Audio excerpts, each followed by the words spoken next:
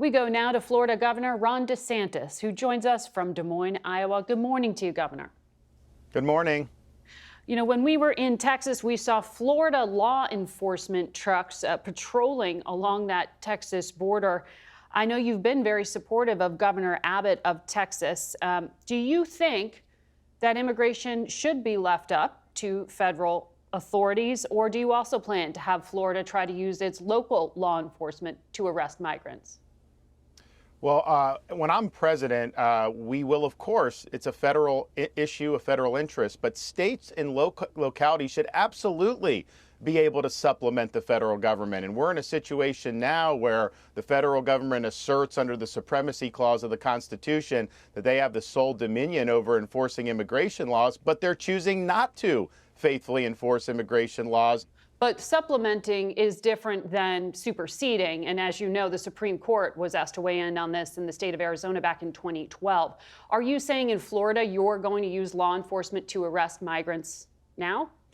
What I'm saying is, as president, I am going to deputize state and localities. And you're right about that Arizona case. I actually think the Supreme Court would reevaluate that today, especially in light of what we've seen. But as president, I am going to say state and localities have the authority to enforce immigration laws as long as they're upholding the law. It's one thing if a state was trying to frustrate the law. Of course, under the supremacy clause, they couldn't do that. But that's not what we have here. It's the federal government that's frustrating the imposition, the enforcement of the law. It's the states that just want the law enforced. So there were at least two groups of migrants fleeing Cuba that landed in your state of Florida this past week. But the numbers versus last year are actually way down.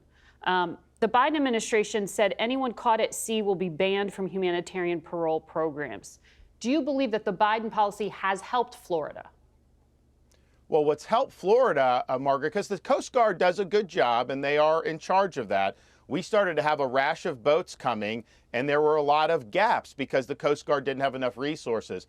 So I marshaled state resources, state maritime assets. We filled in the gaps. And so what would happen if you had a boat coming from Haiti, let's say, Florida law enforcement would interdict. We would have to turn over the potential illegal aliens to the Coast Guard, but then the Coast Guard would deport them back to Haiti or Cuba or wherever. That had a huge, huge deterrent effect because people are not going to want to go over those choppy waters knowing that most likely they're just going to end up back where they came. It's the same principle applied to the southern border. People know if they just get to the border, they're going to get a free pass into the United States. So they're going to be willing to pay thousands of dollars to coyotes and cartels.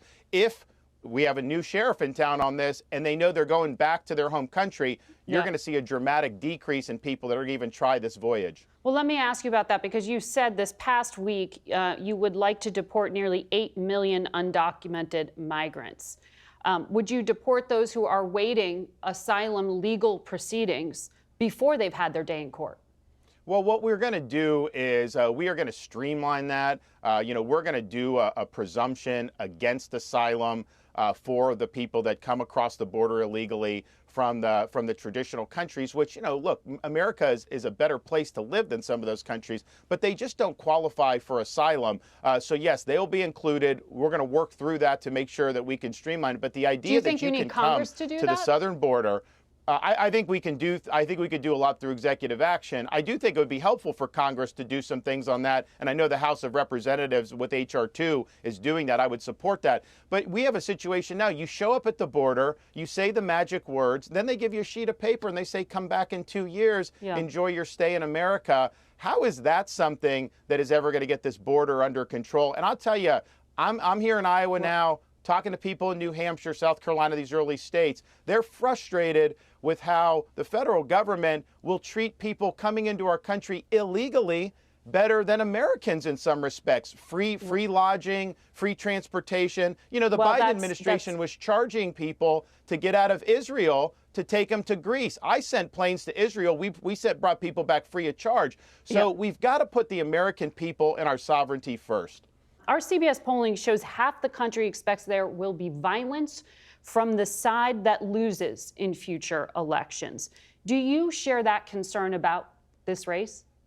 Oh, I hope not. I mean, I think that we have an opportunity. One of the reasons I'm running is I think the Republicans, we have a great shot to win if we frame the issues about the problems facing the country, the failures of the Biden administration, and how we have a great set of ideas to turn the country around. And I've shown how that can be done in Florida. I think if we're relitigating the past elections, if it's about Donald Trump or his legal issues or criminal trials or all that stuff, I think it's going to be a really nasty election. I don't think that puts Republicans in a good position to win.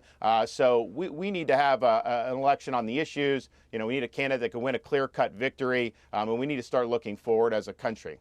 You have never lost a political race before in your career. You are a second in the CBS Iowa projections. Is that victory enough for you? Well, we got to win a majority of the delegates. This is a long process. We're doing really well in Iowa.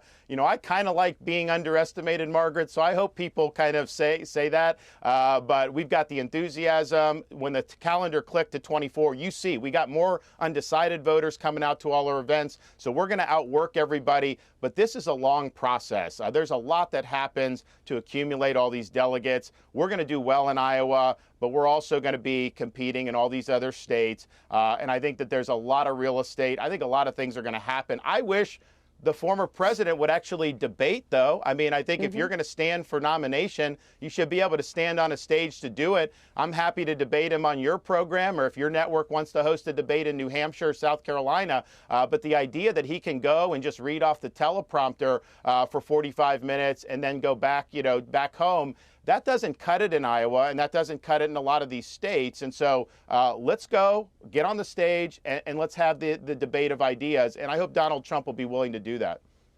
We will see. Governor, thank you for your time this morning. Thank you.